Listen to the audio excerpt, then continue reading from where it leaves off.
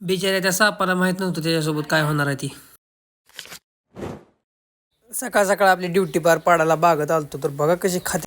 2 आतमध्ये येते तर 4 बाहेर जाते, ती 4 बाहेर जाते तर 1 आतमध्ये येते. पेपर सुटला की घरी जाताना एका माणसाच्या ऑइलची बाटली आमच्याकडून फुटली. सांडून गेल्यावर आम्ही पुढे जाऊन माघारी आलतो, म्हणलं नुकसान झालेलं नसावं.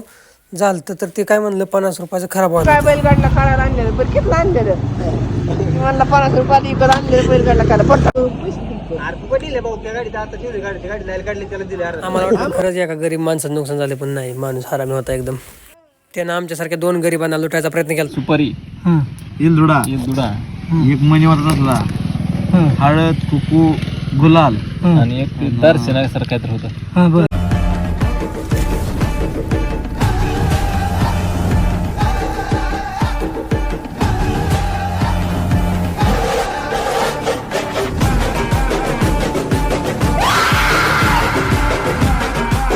जी पण असले काळं चाळ करते त्यांना माझं एकच सांगणं, एखाद्या माणसाची जर आपल्याला बराबरी नसली होत तर त्याच्यावर असली काळे टोटके करणं ही चुकीचं आहे.